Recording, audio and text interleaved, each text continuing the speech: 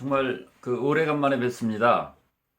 제가 이제 한 4년 전에 대선 방송을 진행했었어요. 한 10여 번 하고 말았는데, 그때 아주 많은 관심을 받았습니다. 행사장 같은 데 가면은 아유 뭐 실물이 더 좋네요 뭐 이런 소리 기타 등등을 들었는데, 제가 그때 이제 방송을 시작하다가 도중에 이제 그만둔 이유는, 여러분도 잘 아시다시피 제가 이제 국회의원 선거를 두 번을 제가 도전을 했습니다. 그래서 정치인이다 보니까 그때 방송이 뭐 한 4년 전 지난 대선 전이니까 뭐 거의 5년이 다 돼가는 것 같아요. 그때 초창기 정치평론가 조회수로는 제가 한 며칠 만에 이렇게 4만 회까지도 이제 가고 그랬는데, 제가 현실 정치인이다 보니까 제가 이렇게 이제 어필하고 말한 부분들이 나중에 이제 심각하게 연구하고 한마디 한마디도 나름대로 신중하게 해야 되는데, 방송이라는 게 뭐 그렇게 준비해서 매일 할 수는 없는 거니까, 그래서 좀 두려워서 하다가 이제 정지를 했습니다. 나름대로 그때부터 이제 꾸준히 했다면은 더 많은 사람들의 관심과 뭐 사랑을 받았을 텐데, 어쨌든 이제 지난 대선에 한 10여 편 찍다가 이제 그만뒀는데, 또 5년의 시간이 흘러서 대선이 며칠 뭐 이제 올 9월이나 10월 경에, 원래 이제 양당의 당원 당기로는 6개월 전, 그러니까 내년 3월 선거니까 9월 달 정도에는 후보를 결정을 해야 됩니다. 그러니까 벌써 이제 3월이니까 다음 달 서울시장 선거가 끝나면 바로 이제 대선 선거를 치러야 되는 그런 때가 왔어요. 그래서 이제 시간도 좀 지났고 해서 대선 방송을 올해는 제대로 좀 꾸준히 해보려고 이렇게 여러분을 찾아뵙게 됐습니다. 많은 관심과 애정 그리고 시청 바랍니다. 우선은 오늘 뭐 시작하는 날이니까, 이제 우리 국민의힘에는 사실은 이제 대선 후보가, 지지율이 입증된 대선 후보가 없었어요. 지금 뭐 이재명의 독주 속에 최근에는 이낙연 전 총리와 윤석열 총장이 공동 2위 정도를 하고 있는데, 이제 상당한 이벤트가 터졌죠. 윤석열 총장이 이제 사퇴를 하면서 저분의 이제 향배가 과연 이제 어디로 갈 것이냐, 국민의힘으로 올 것이냐, 제3지대로 갈 것이냐, 그리고 이제 야당의 입장에서는 유일하게 그 의미 있는 지지율이 나오고 있는 윤석열 전 총장이 과연 정치를 할 것이냐, 안 할 수도 있죠. 지금 아직은 뭐 그분 멘트 그다음에 워딩을 봐서는 정치를 한다는 평이 많지만은, 아직은 본인이 하겠다라는 얘기는 안 했어요. 그리고 특히나 이제 대통령에 나가겠다는 소리를 안 했기 때문에 많은 사람들의 관심과, 지금 어떤 사람은 이제 깎아내리기 바쁘고 좀 두려운 모양이에요. 윤석열의 지지율의 상승이. 민주당 같은 경우도 지금 뭐 깎아내리기 바쁘고, 공무원으로서 부적절한 행동 아니냐. 그리고 또 이제 국민의힘 입장에서는 대선 후보 야당의 1, 2, 3위가 윤석열, 안철수, 홍준표 전부 국민의힘에 있지 않아요. 초유의 사태죠. 국민의힘 제1야당인 국민의힘 소속 당원 신분으로 지지율이 지금 의미 있는 뭐 3% 정도 나온 후보도 없어요. 그렇다 보니까 윤석열 그 총장의 이제 행보가 관심을 받을 수밖에 없습니다. 과연 이제 저 양반이 어디로 갈 것이냐, 어디로 튈 것이냐, 기대 또 우려 동시에 지금 진행되고 있는 상황입니다. 그래서 저는 이제 윤석열 전 총장이 과연 정치를 할 것이냐, 아직은 모르죠. 아직은 모르죠. 그런데 저도 어렸을 때부터 뭐 27살 때부터 제가 정치 활동을 시작했고, 뭐 충청을 대표하는 대한민국 서열 2인 박병석 국회의장 초선 때 이제 그 캠프에서 의자 나르는 일까지 했으니까요.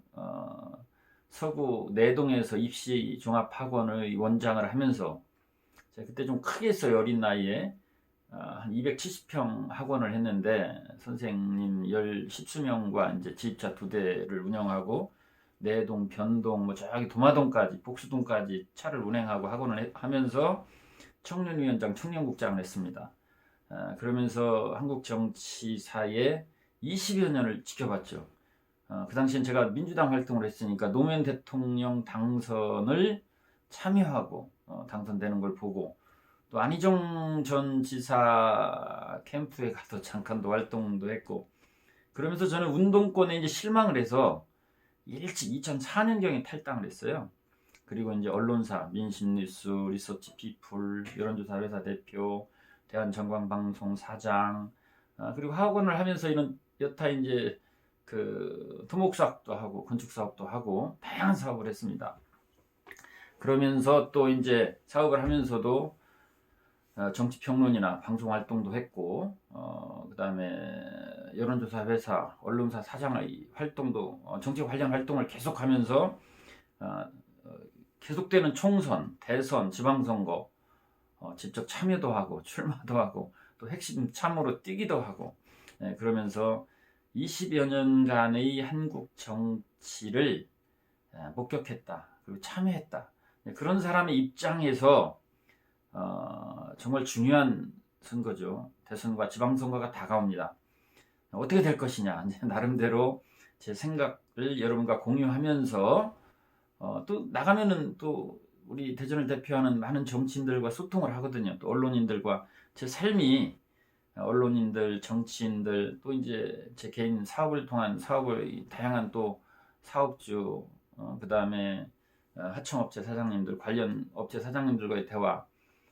그래서 저는 누구보다도 이 치열한 삶의 현장에서 현장에 촉이 좀 생겼다. 누구보다도 현장의 흐름, 정치와 우리 삶과 연결된 부분 속에서 정치만 하는 사람, 언론만 하는 사람, 사업만 하는 사람이 대부분인데, 어쨌든 저는 크게 성공은 못했지만은 이 세 가지를 동시에 진행을 했어요. 나름대로 현장에 대한 촉이 좀 있다라고 자부를 합니다. 그래서 1년 정도 남았는데요.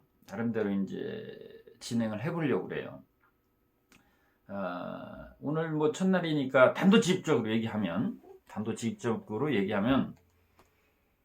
윤석열이 적당한 흐름만 타면은 대통령 될 확률이 저는 80% 이상이라고 봅니다.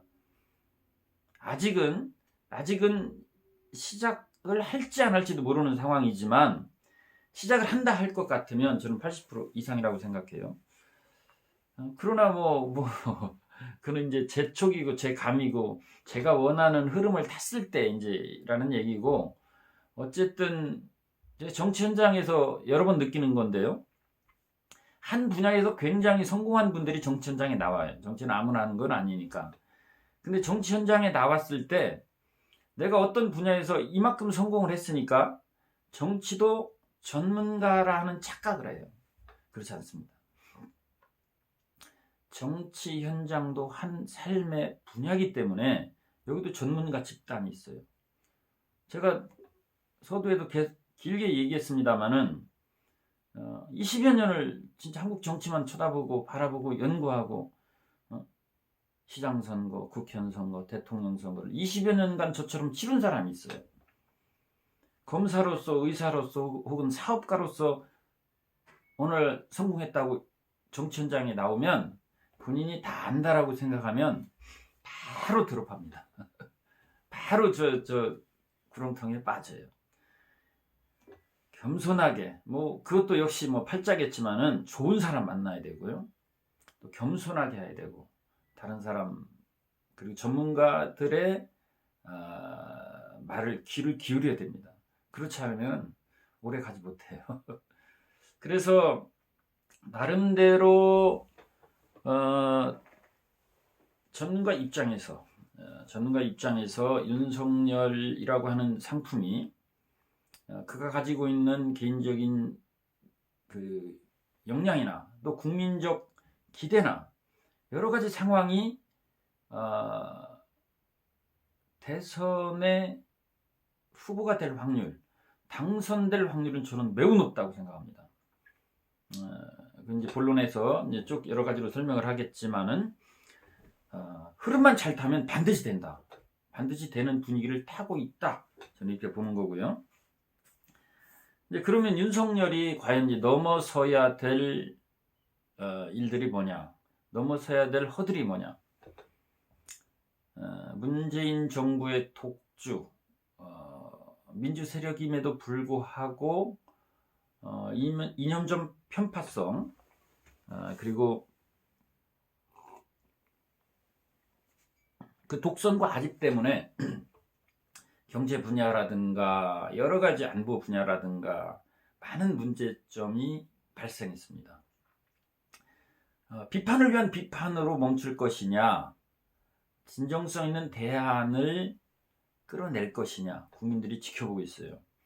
검찰총장으로서의 역할은, 국민만을 바라본 검찰총장의 역할은 우리 국민들이 차기 대선 야당 압도적 1위 후보를 만들어줬다. 그런데 검찰총장과 대통령은 다른 거거든요. 그럼 대통령의 자격이 어느 정도 검증될 것이냐, 그리고 국민적 기대에 어느 정도 보답할 것이냐, 응답할 것이냐라는 문제를 가지고 있습니다. 그럼 국민들은 어떤 면에서 윤석열에게 기대를 가질 거냐? 1번이 경제 문제겠죠. 국민들은 먹고 사는 데 관심 있어요, 사실은. 과연 이 양반이 대통령이 되면 우리 경제를 나름대로 최소한 불안해하는 이 경제 문제를 어느 정도 안정화시킬 수 있는 그런 역량이 있느냐, 그 역량이 있는 세력들과 함께 하고 있느냐를 바라볼 겁니다.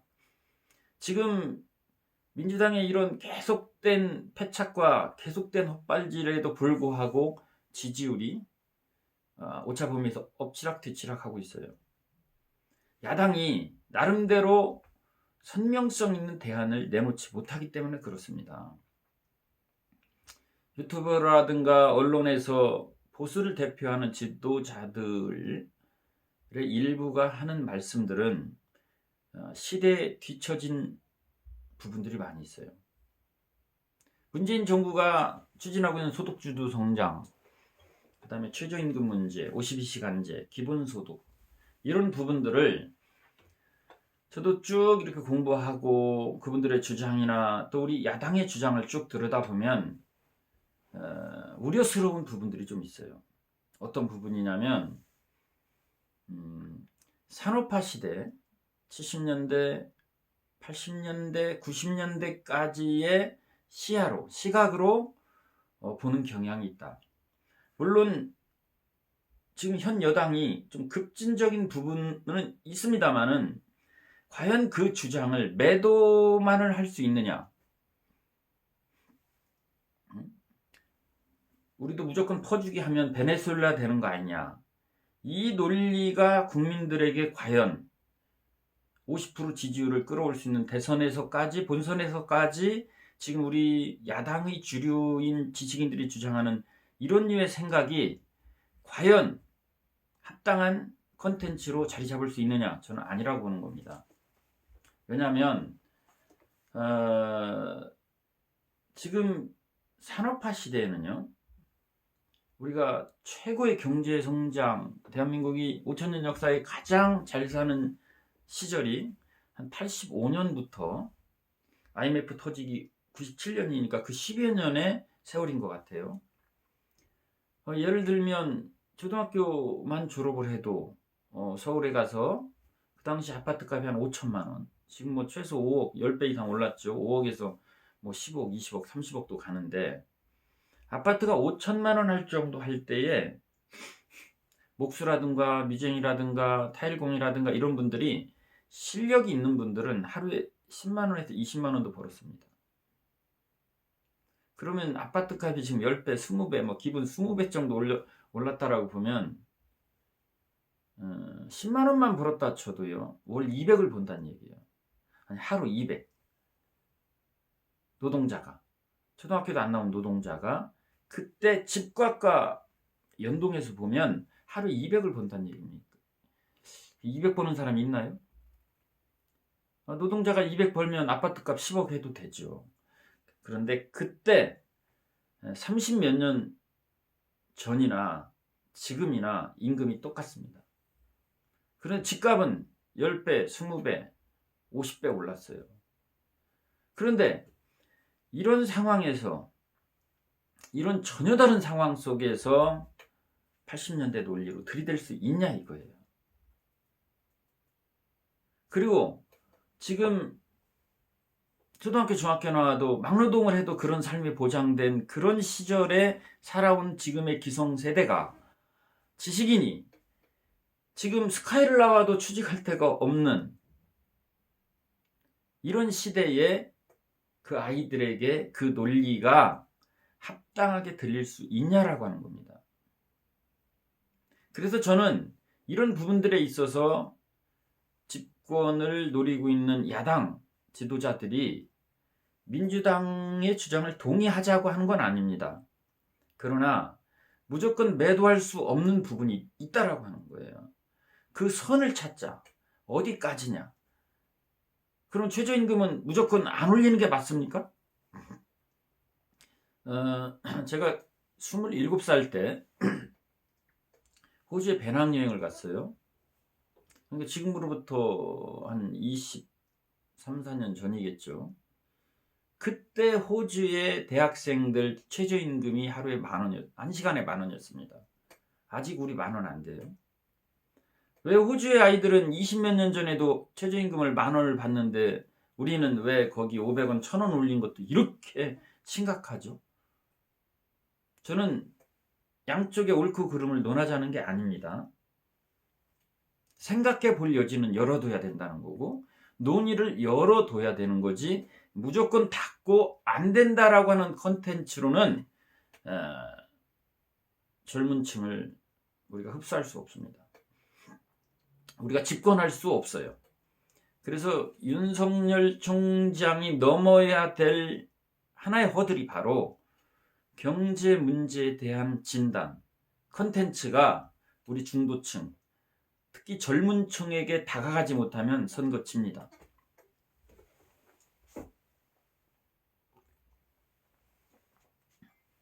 그래서 여러 가지 우려스러운 부분들이 많이 있는데, 재단할 수 없는, 쉽게 단정질 수 없는 여러 문제를 진정성 있는 접근으로 윤석열 후보가, 혹은 아직 후보도 안 됐지만은 세력이 진정성 있는 경제 정책에 접근하지 않으면 이번 대선 어렵다. 저는 이제 그렇게 보는 거고요. 윤석열의 허들, 다른 각도에서 여러 번 더 말씀드리겠습니다. 오늘은 윤석열 대통령 될 확률 80%가 넘는다. 다만 그 앞에는 아직도 여러 번의 허들이 있다. 그 허들 우리가 함께 넘어가는데 같이 논의하고, 같이 숙고하고, 같이 토론하겠습니다. 고맙습니다.